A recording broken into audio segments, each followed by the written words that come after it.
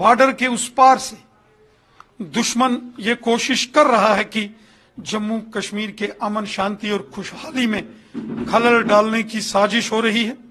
जल्दबाजी में और हड़बड़ाहट में जम्मू कश्मीर के संबंध में लिया गया कोई भी फैसला भविष्य में घातक हो सकता है। लगातार यहां साजिशें और कोशिशें हो रही हैं कि जम्मू कश्मीर को लहूलुहान किया जाए।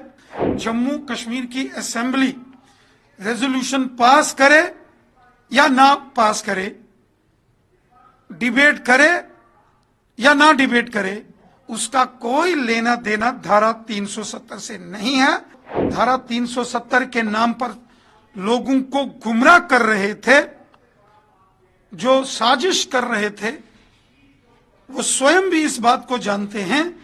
जम्मू कश्मीर के अंदर जो यहां के हालात हैं, जो यहां की परिस्थितियां हैं, चूंकि ये बॉर्डर स्टेट है, बड़े मुश्किल दौर से जम्मू कश्मीर पिछले 35 सालों में गुजरा है। पिछले 35 साल में जम्मू कश्मीर ने तबाही के मंजर देखे हैं। 2014 के बाद जब से केंद्र में माननीय प्रधानमंत्री मोदी साहब की सरकार आई है, मोदी साहब की मेहनत और परिश्रम, माननीय गृह मंत्री अमित शाह साहब की मेहनत और परिश्रम के चलते जम्मू कश्मीर के हालात ठीक हुए हैं।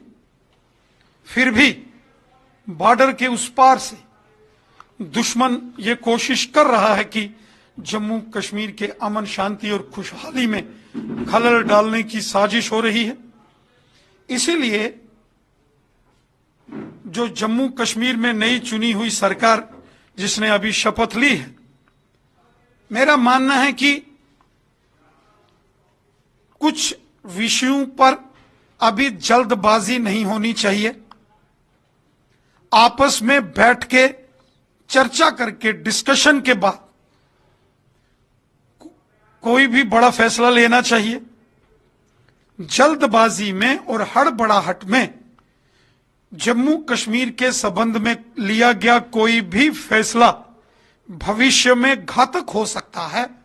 हमने खुद देखा कि किस प्रकार जम्मू कश्मीर में शपथ लेने के फौरन बाद आतंकवादियों ने गांदरबल जिले के सोनमर्ग इलाके में एक बड़ी आतंकी घटना को अंजाम दिया और फिर से कश्मीर को लहूलुहान किया गया है। लगातार यहां साजिशें और कोशिशें हो रही हैं कि जम्मू कश्मीर को लहूलुहान किया जाए। इसीलिए जहां तक राज्य का दर्जा, स्टेटहुड का मसला है या यूटी का मसला है, ये बड़ा सेंसिटिव इशू है।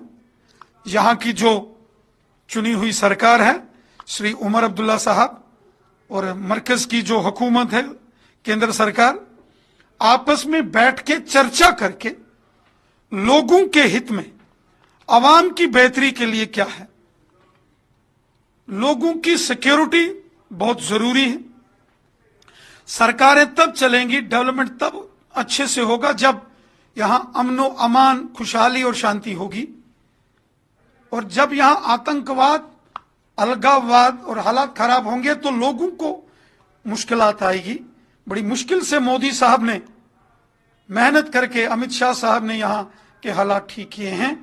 और इसलिए जम्मू कश्मीर की सेंसिटिविटी को देखते हुए किसी भी प्रकार का कोई निर्णय, पॉलिसी मैटर, वो हड़बड़ाहट में और जल्दबाजी में उस पर कोई फैसला या उस पर कोई बयानबाजी नहीं होनी चाहिए। धारा 370 पर नेशनल कॉन्फ्रेंस के जो चीफ मिनिस्टर जो अभी उमर अब्दुल्ला है, लगता है कि वो इस वक्त मतलब एक तरह से बैकफुट पर है, क्योंकि उनकी पार्टी के लोग, पीडीपी, सजाद गनी लोन और इंजीनियर रशीद जैसे लोग सभी ये कह रहे हैं कि जो पहला सेशन आने वाला है 4 तारीख को, और उनके एमएलए भी कह रहे हैं कि नेशनल कॉन्फ्रेंस के 4 तारीख को जो सेशन आने वाला, उसमें पहला रेजोल्यूशन धारा 370 की बहाली के लिए होना चाहिए। तो आपको क्या लगता है, जिस तरह की उनकी मांग है, उस पर क्या रिएक्शन है? धारा 370 ये देश का कानून है। ये देश के पार्लियामेंट में डिस्कस हुआ था और धारा 370 पर डिबेट देश के लोकसभा और राज्यसभा में हुई थी, इसका जम्मू कश्मीर से कोई लेना देना नहीं है। जम्मू कश्मीर की असेंबली का धारा 370 से कोई लेना देना नहीं है। धारा 370 को देश के पार्लियामेंट में डिस्कस किया गया था, इस पर डिबेट हुई थी और चर्चा के बाद धारा 370 को 5 अगस्त 2019 को समाप्त कर दिया गया था। ये देश के पार्लियामेंट का विषय है। धारा 370 का जम्मू कश्मीर की असेंबली से कोई लेना देना नहीं है। जम्मू कश्मीर की असेंबली रेजोल्यूशन पास करे या ना पास करे, डिबेट करे या ना डिबेट करे, उसका कोई लेना देना धारा 370 से नहीं है।